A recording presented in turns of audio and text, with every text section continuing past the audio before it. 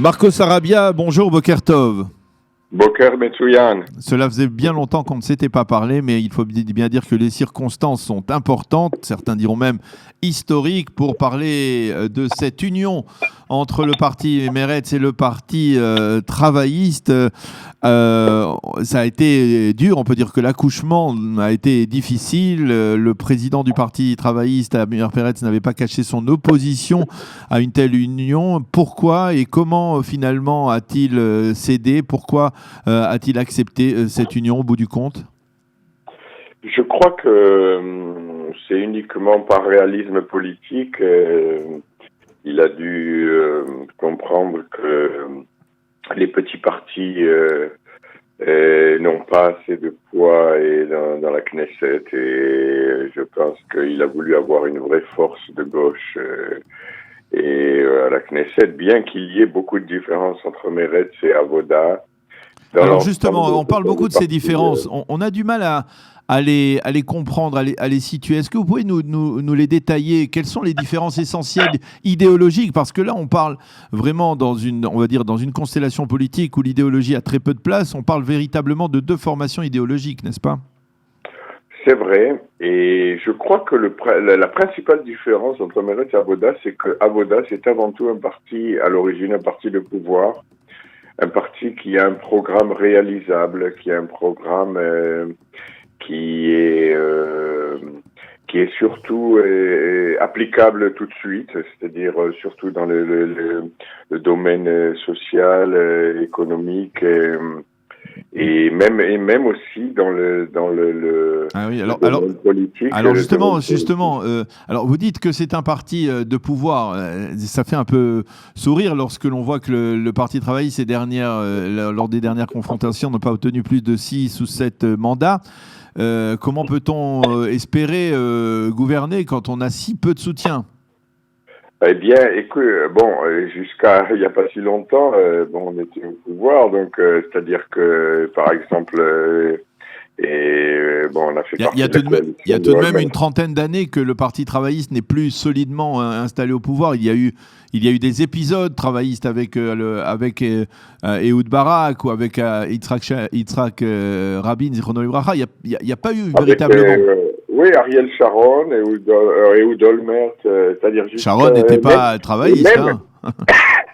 Et même, pour dire la vérité, même Amir Peretz, il a été dans la coalition de M. Netanyahou. Effectivement, ça oui, dans une coalition... Alors justement, il y a certains, et même dans la presse israélienne, on va le voir dans quelques instants, dans la presse israélienne affirment que, en fait, Amir Peretz n'a pas bien fait on va dire, de colorier le Parti travailliste sous des couleurs sociales, alors que l'essentiel, le message, la spécificité du message du Parti travailliste aujourd'hui, ça doit être de faire passer, de remettre en scène on va dire, le processus de paix entre Israéliens et Palestiniens. C'est une analyse de Sever Plutzker dans le Yediot de ce matin. Qu'est-ce que vous en pensez? Bon, je pense que le processus de paix, la recherche de la paix n'a jamais disparu de notre programme. Ça a toujours été à notre programme depuis la nuit des temps. Et nous avons toujours soutenu tout accord de paix, même quand l'accord de paix venait du Likoud. Évidemment, nous ne pouvons pas espérer du Likoud de soutenir un accord de paix si jamais on était au pouvoir. Mais le contraire est vrai.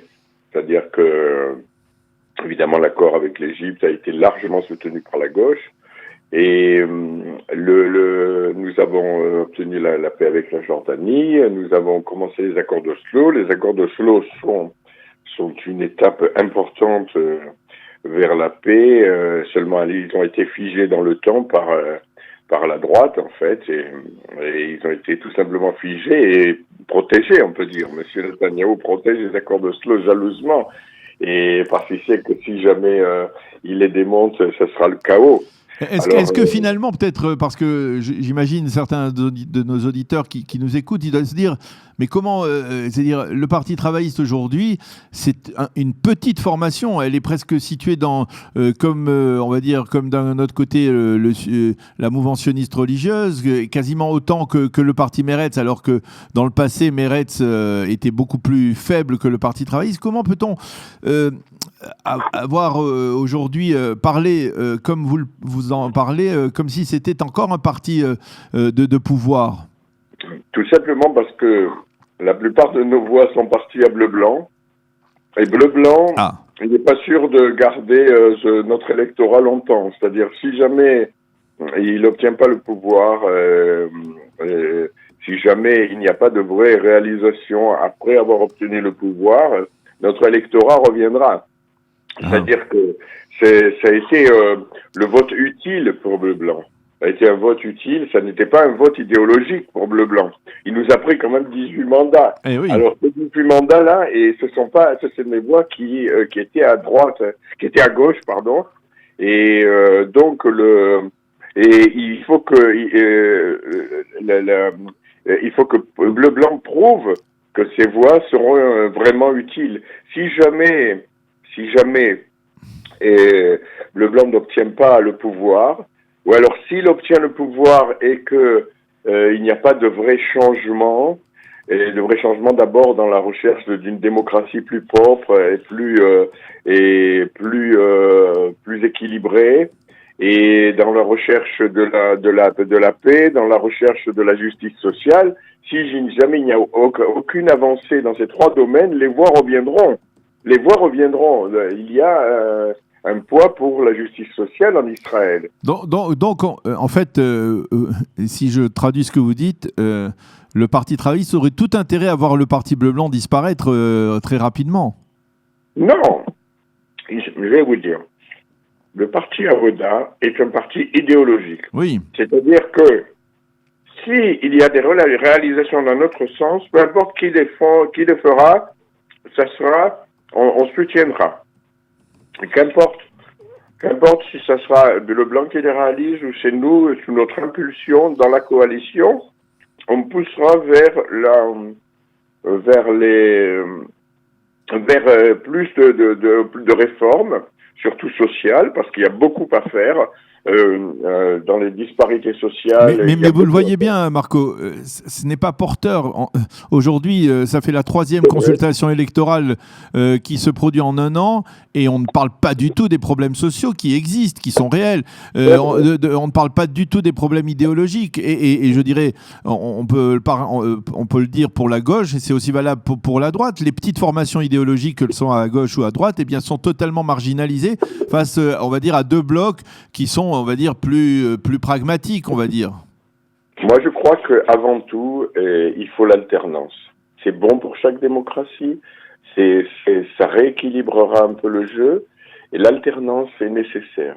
Et à partir du moment où il y aura alternance, toutes les voix se délieront, toutes les voix, même marginales, se délieront, et elles seront partie du concert de la nation. Et je pense que pour le moment, et le vrai combat du bloc de gauche et du centre-gauche, c'est l'alternance. Il faut une alternance parce que nous avons vu que le système est bloqué, il n'y a aucune avancée, il y a une mise en cause constante du système juridique, du système policier, de tous les garde-fous de la démocratie. Alors, il faut maintenant recentrer, et c'est le premier but. Je pense que après les élections, le plus dur, c'est de se faire élire, parce qu'en fait, il y a des partis qui sont très bons pour se faire élire, mais moins bons pour des réalisations. C'est-à-dire que, et il y en a qui savent se vendre mieux. Hein, je ne citerai pas de nom, mais il y en a qui savent faire de la démagogie. Et après, une fois qu'ils sont au pouvoir, il y a pas grand-chose. Alors, il faut passer cette étape. Nous, peut-être, on est un peu moins bon dans le marketing pour vendre des idées, mais je suis sûr que la plupart du peuple israélien est d'accord qu'il faut plus de justice sociale, qu'il faut plus d'équilibre, il faut plus de combat écologique aussi, qui a été mis complètement de côté. C'est pour ça, par exemple, que je suis triste que Stab Shapir ne soit pas dans l'union de la gauche, parce qu'elle est à la tête du parti écologique, et le combat écologique est très très négligé en Israël. Il n'a aucune importance, et pourtant il y a énormément d'atteintes à l'environnement en Israël, et ce sont seulement des militants ou des organismes privés qui combattent, alors qu'il faudrait une vraie formation écologique à la Knesset. Et donc tous ces problèmes-là sont complètement effacés par rapport au vrai combat de l'alternance. Quand il y aura une alternance, toutes ces voix se délieront, à mon avis.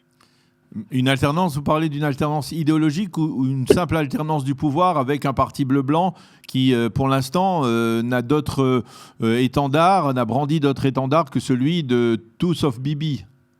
Bon, le Parti bleu-blanc a aussi un programme. Hein. Bon, je ne suis pas spécialiste du Parti bleu-blanc, oui. Mais ils ont aussi un programme construit, et je suppose que une partie de ce programme nous convient parfaitement. Hein. C'est-à-dire que et eux aussi parlent justement de la justice sociale. Mais bon, un peu plus timide, parce qu'il y a aussi des éléments de droite le blanc. Alors, je ne veux pas parler au nom du Parti bleu-blanc, mais il faudra justement que notre formation de gauche, l'Union de la gauche, donne le ton. Il faudra que si on fait partie de la coalition, on oblige bleu-blanc à plus de justice. Parce que en fait, il y aurait peut-être tendance pour bleu-blanc aussi de faire une coalition avec le Likoud aussi. Hein, c'est-à-dire, c'est comme il voulait au départ. Hein, au départ, si M. Netanyahou avait accepté de démissionner, il y aurait depuis longtemps un gouvernement Likoud bleu-blanc, depuis très longtemps, depuis la première élection même. Depuis la première élection en avril. Mais c'est simplement l'entêtement de M. Netanyahou de rester au pouvoir malgré les actes d'accusation très graves et qui ont empêché la formation du gouvernement. Alors, je voudrais peut-être faire un rappel historique parce que dans les 30 premières années de l'État d'Israël, eh bien, le parti, en fait, les partis qui sont aujourd'hui, qui étaient à l'époque les partis dominants dans l'échiquier politique israélien, c'était ce que l'on appelait à l'époque le Mapai, qui est, on va dire, l'ancêtre du parti travailliste actuel, et le Mapam, qui est l'ancêtre, si l'on peut dire, du Meretz aujourd'hui. Il y a une certaine époque, les deux formations totalisaient à elles deux 56 mandats sur les 61 nécessaires pour gouverner. Ça veut dire un pouvoir quasiment hégémonique. Qu'est-ce qui s'est passé ? Qu'est-ce qui s'est passé au cours des 40 dernières années qui a projeté, on va dire, ces deux formations si bas dans la popularité, dans la cote de popularité de l'opinion publique israélienne ? Et c'est un long mandat, et un long parcours d'atteinte justement à notre agenda. C'est-à-dire que il faut pas oublier que Monsieur Rabin, notre dernier vraiment grand héros, a fait non pas seulement le processus de paix, mais aussi a fait beaucoup de réformes économiques. Il a fait de grandes privatisations, il a beaucoup investi dans l'éducation, justement, ce qui est resté de Rabin, c'est surtout les accords d'Oslo, qui ont été aussi rejetés, aussi bien par une partie des Israéliens que par des Palestiniens, par une grande partie des Palestiniens, malgré le fait que c'était dans leur intérêt. Alors, je crois que on s'est fixé sur les accords d'Oslo, qui, à la suite des accords d'Oslo, il y a eu énormément d'attentats, et donc c'est tout ce qui est resté. Et on n'a pas assez mis en avant tout le reste de notre programme. Encore que M. Barak, quand il a été élu Premier ministre en 99, il a aussi mis en avant les réformes sociales. C'est-à-dire il a été élu face à M. Netanyahou et aussi pour son programme social. Alors je crois que aussi M. Barak a fait une erreur. Il a renoncé au pouvoir en fait un peu trop vite. Il est allé aux élections face à Sharon et là, ces Palestiniens n'ont pas beaucoup aidé parce qu'ils ont déclenché la deuxième intifada. Et je crois qu'il y a un paradoxe chez les Palestiniens, justement, que plus on s'avance vers la paix et plus il y a une espèce d'hésitation. De réticence, oui, il y a une résistance comme si il se rendait compte que mettre fin au conflit, ça voulait dire prendre ses responsabilités et renoncer à une partie de la terre d'Israël. Et il y en a qui sont du mal encore à ça pour les Palestiniens. Mais je crois que c'est ça. C'est-à-dire que si on avait mis en avant plus le programme social et pas seulement les accords d'Oslo, qui sont protégés, comme je le rappelle encore une fois, pour tous les gens de droite, que les accords d'Oslo sont encore en vigueur. Ils sont en béton. Ils ont une égide internationale. C'est-à-dire que l'argent qui fait vivre l'autorité palestinienne vient de fonds étrangers et financé par l'Europe et par les États-Unis. Donc, on ne peut pas les annuler si facilement, et même la droite le reconnaît. Voilà, même si elle l'a critiqué. Eh bien, Marco Sarabia, merci. C'était très intéressant de discuter avec vous, d'avoir cet avis d'un homme de la gauche israélienne idéologique qui réagit donc à cette union avec le parti Meretz dans la constellation politique, il faut bien avouer, tout à fait exceptionnelle dans laquelle on se trouve maintenant depuis plus d'un an. Merci beaucoup d'avoir été avec nous et bonne journée. Bonne chance au peuple d'Israël. Voilà, bonne chance effectivement à tout le monde. Merci beaucoup, Marco Sarabia. À bientôt. Shalom.